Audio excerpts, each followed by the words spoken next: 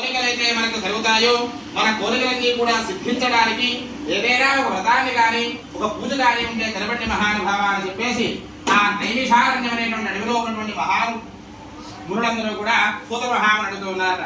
అందరూ సూత మహాములా చెప్తూ ఉన్నాడు, ఓ మునులారా, పూర్వం ఇదే విధముగా శ్రీహరిని ఆ మహావిష్ణువుని నారద మహాముని కూడా అడిగాడు. ఆ నారద మహామునితో శ్రీ మహావిష్ణువు చెప్పినటువంటి విషయమంతా కూడా మీకు కూడా తెలుపుతూ ఉన్నాను, శ్రద్ధగా వినండి అని చెప్పేసి ఆ వృత్తాంతం అంతా కూడా చెబుతూ ఉన్నట్ట ఆ సూత మహాముని. పూర్వం ఒకప్పుడు నారద మహాముని సకల లోకాలు తిరుగుతూ అన్ని లోకాలు తిరుగుతూ మార్గ మధ్యలో భూలోకం నిర్మించిందట.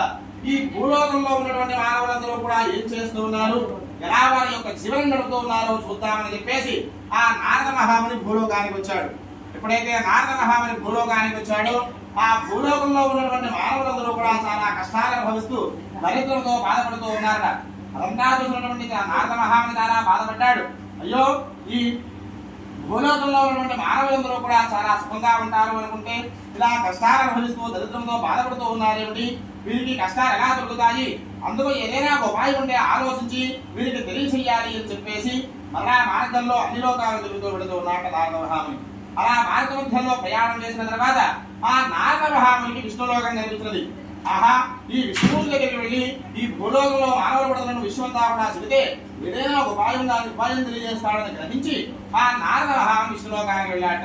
ఎప్పుడైతే నారద మహాముని విష్ణులోకానికి వెళ్ళాడో ఆ విష్ణులోకంలో ఉన్నటువంటి విష్ణుమూర్తి తెల్లని శరీర ఛాయతోనూ 4 చేతులతోనూ శంఖము చక్రము గద పద్మము మొదలగు సకల అలంకారాలతో ఉన్నటువంటి శ్రీ మహావిష్ణువు కనబడ్డాట.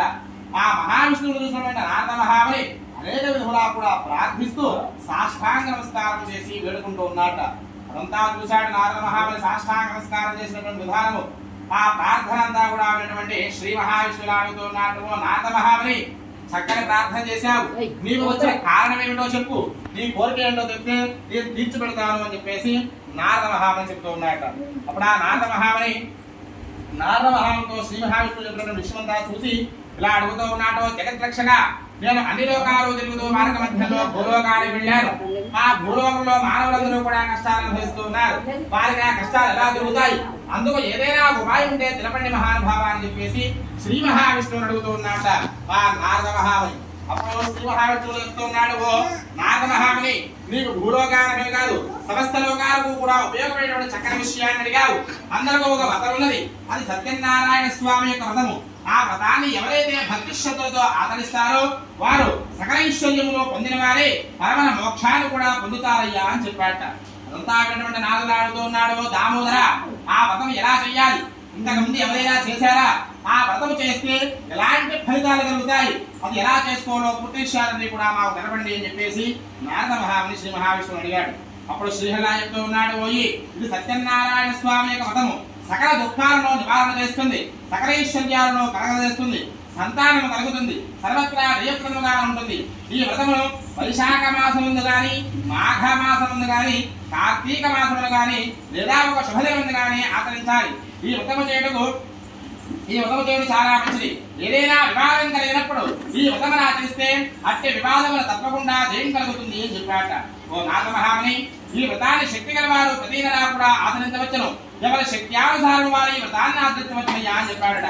సత్యనారాయణ స్వామి యొక్క వ్రతాన్ని పౌర్ణమి దినమున గాని, ఏకాదశి నాడు గాని, లేదా రవి సంక్రమణ దినము గాని చేయమనడ. సూర్యోదయం పూర్వమే నిద్రలేచి తన కాలకృత్యములకి కూడా నెరవేర్చుకుని యథాప్రకారముగా స్నానం చేసి శుచియై నిష్ఠల భక్తితో దేవాదిదేవ సత్యనారాయణ ప్రభు నీ అనుగ్రహం పొందికి ఈ రోజు నీ వ్రతాన్ని ఆచరిస్తున్నానయ్యా అని చెప్పేసి మన మనస్సులో స్వామికి ధ్యానం చేసి నమస్కరించాలట. ఆ విధముగా సంకల్పం చేసి ప్రారంభకాలంలో ఈ వ్రతాన్ని ఆచరించాలి అని చెప్పారట. పూజాస్థలమును హోమయంతో అలిపి శుద్ధి చేసి వెండి మొదలగు 5 రంగుల చూర్ణములతో ముగ్గులు పెట్టి దానిపై నూతన వస్త్రాన్ని పరిచి దానిపై ఒక కలశాన్ని ఉంచాలి అని చెప్పారట. ఆ కలశమును వెండితో గాని, రాగితో గాని, తుదుకు ఇత్తడి లేదా మట్టితో గాని చెయ్యాలి గాని లేదు ఇనుముతో చేసినటువంటి పాత్రలు మాత్రం వాడకూడదు అని చెప్పారట. అలా ఆ కలశము ఏర్పరిచి ఆ కలశం మీద ఒక కొత్త వస్త్రాన్ని పరిచి ఆ కలశం మీద పూజించాలి అని చెప్పారట. నూతన వస్త్రాల మీద సత్యనారాయణ స్వామి యొక్క ప్రతిమ ఉంచారట. ఆ ప్రతిమ ఒక కలశము బంగారము గాని, అర్ధ కలశము బంగారము గాని, పావు కలశము బంగారముతోనైనా చేయించి పంచామృతాలతో అభిషేకం చేసి మండపం మీద ఉంచుకోవాలి అని చెప్పారట. ముందుగా విఘ్నేశ్వరుని ఉత్తరాదిక్కుగా ప్రతిష్ఠించి పూజించాలి అని చెప్పారట. విఘ్నేశ్వరుడు మొదలగు 5 దేవతలను కలశములకు ఉత్తరముగా మంత్రస్థాపితం చేసి ఆదిత్యాది నవగ్రహ దేవతలను అష్టదిక్పాలను కూడా పూజించాలి అని చెప్పారట. ప్రథమ సత్యనారాయణ స్వామి యొక్క కలశం మీద పూజ చేయాలి అని చెప్పాడు. 4 వర్ణముల వారిను స్త్రీలను పురుషులను కూడా ఈ వ్రతాన్ని ఆచరించవచ్చునయ్యా అని చెప్పాడు. బ్రాహ్మణులు కాని వారు పౌరాణికంగానే వ్రతాన్ని చేయాలని నారద మహాముని చెప్తూ ఉన్నాడట. ప్రతిగా ఏ దినమైనా కూడా ఉదయమందు కానీ సాయంకాలం ముందు కానీ ఈ వ్రతాన్ని ఆచరించాలట. వ్రతము చేయవారు బ్రాహ్మణులు బంధువులను పిలుచుకుని వచ్చి అరటిపండు ఆవు నెయ్యి ఆవు పాలు గోధుమలుగా చక్కెరాలేనిచో బెల్లము ఇవన్నీ కూడా సమానముగా చేరుంపావ చెప్పున చేర్చి ప్రసాదం తయారు చేసి స్వామికి నివేదన చేయాలి అని చెప్పాడు. ఆ విధముగా స్వామికి నైవేద్యాలు జరిగించి పిమ్మడ బ్రాహ్మణుల యథాశక్తి దక్షిణిచ్చి అదంతా కూడా శ్రద్ధగా విని బంధుమిత్రులందరినీ పిలిచి దైవభక్తితో కలిసి భోజనం చేయాలి అని చెప్పాడు. సత్యనారాయణ స్వామి ప్రీతిగా నృత్య గీతానికములను జరిగించవలను చెప్పాడు. ఓ నారద మహాముని, ఇది భూలోకమున కలియుగమునందు తమ యొక్క కోర్కెలను తీర్చుటకు బయటికి మిక్కిలి సులభమైన మార్గముగా నారద మహామునితో శ్రీ మహావిష్ణువు చెప్పడం జరిగింది అని చెప్పేసి ఆ నైమిషారణ్యంలో ఉన్నటువంటి అక్కడ ఉన్న మహాములందరికీ కూడా సూత మహాముని చెప్పడం జరిగిందిగా ఇది మతబోధ్యాయం సమాప్త. అక్షర